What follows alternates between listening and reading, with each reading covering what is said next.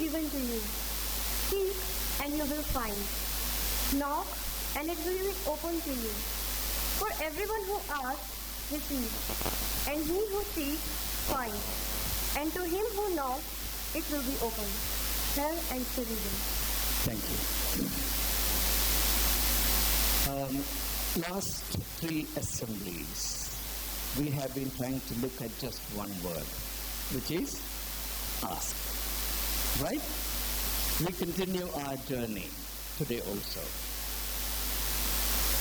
My purpose in doing a somewhat detailed presentation on the concept of asking is to enable all of us to understand and experience the fact that there is a great deal, an incredibly great deal more to even the simplest of things that we utter,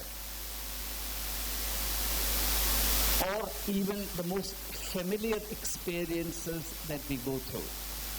There is nobody who doesn't ask.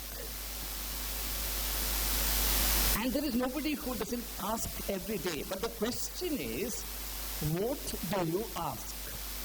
How do you ask? Why do you ask? When do you ask?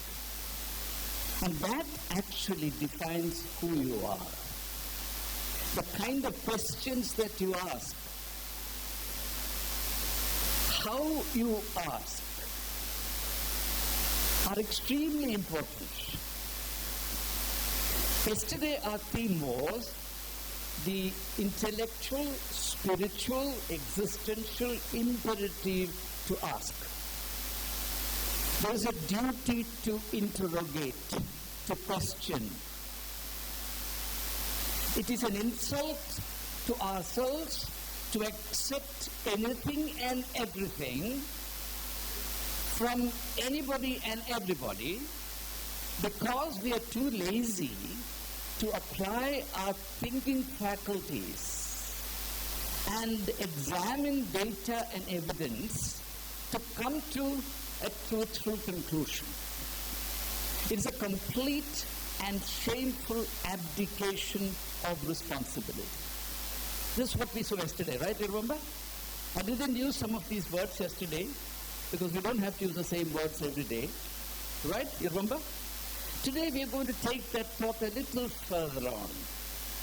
We'll build our arguments step by step like how a building is built, brick upon brick. All right? Okay, today.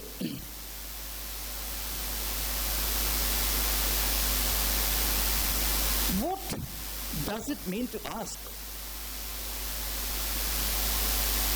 What is the mentality? What is the attitude? What is the mindset? What is the worldview with which you ask? Now we'll slowly begin to understand some of the ingredients in this question. Just as I emphasized yesterday that we have a duty to ask, today I have to emphasize a correlative principle that we have to ask with an open mind. I'm going to put the same statement differently now. We have to ask with the openness to be asked.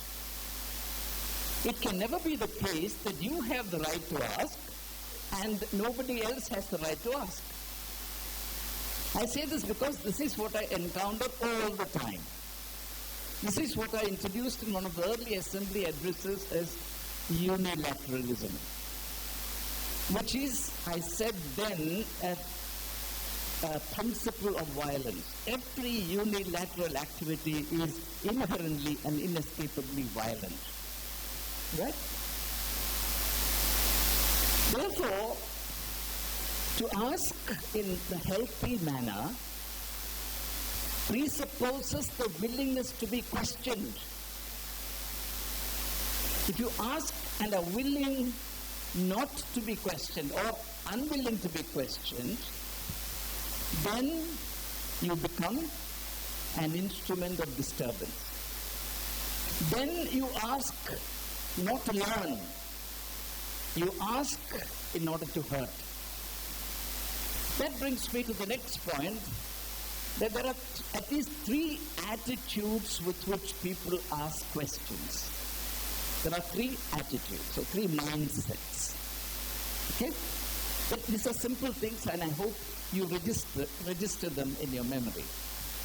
The first attitude is the attitude of showing off.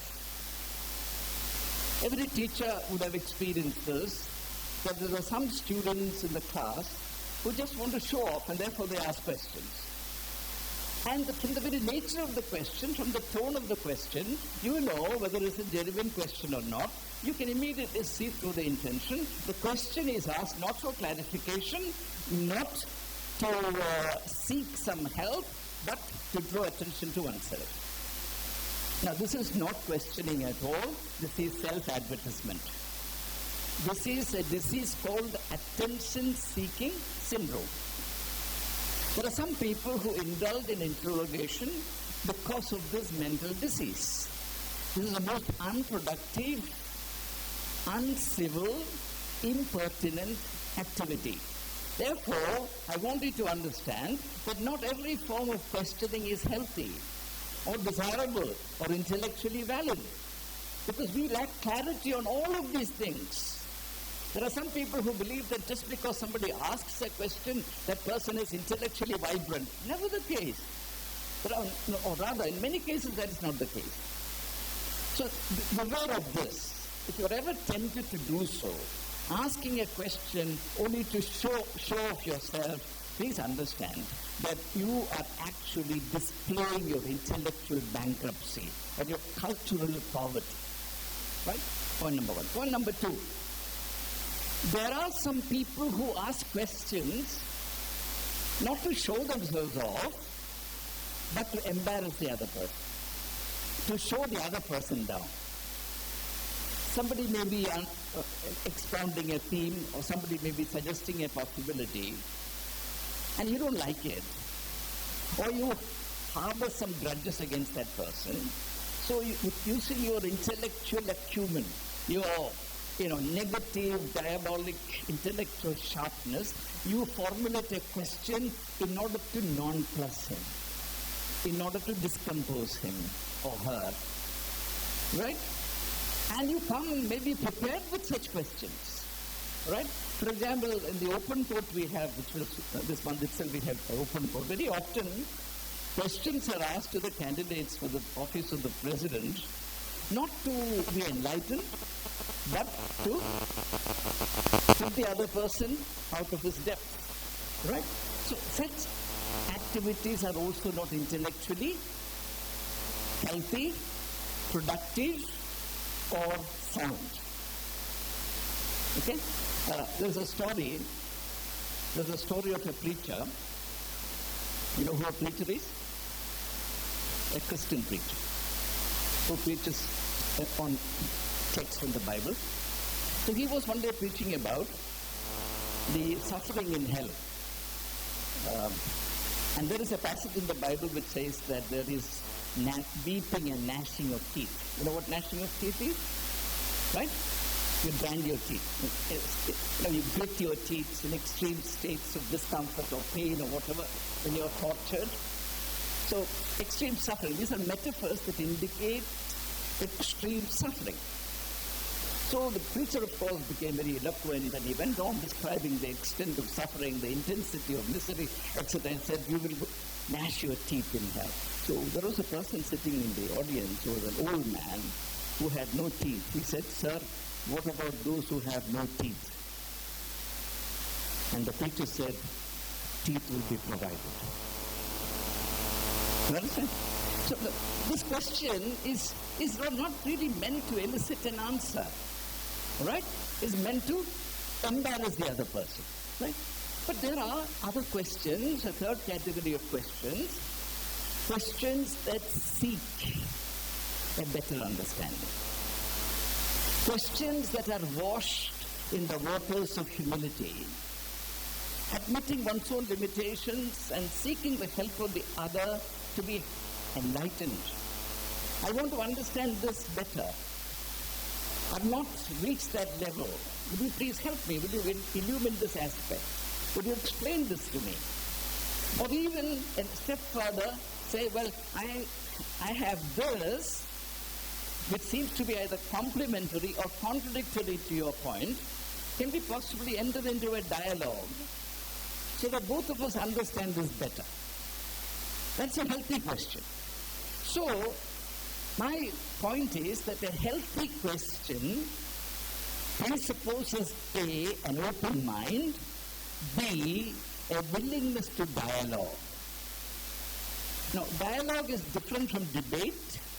In debate, as it is practiced today, one candidate is trying to debate the other. In dialogue, both are united in the pursuit of truth. Both are united in the pursuit of a better understanding of the given problem, issue, topic or subject. Dialogue is very humane. Debate can be very, very inhuman at times. It is not meant to be, but it is degenerated and has reached its present stage. So we must ask. But when we ask, we must know that asking is a very special discipline. That simply by formulating a question, one does not ask. The paradox is, while asking, one may not be asking at all, one may be attacking. Right? Or one may be belittling. It's an attack that disguises itself in a question. And that is dishonesty.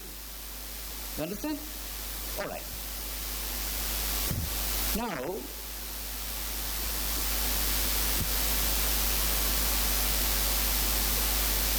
what do you ask? When do you ask? Why do you ask? You know, children ask questions, don't they? Children ask many questions.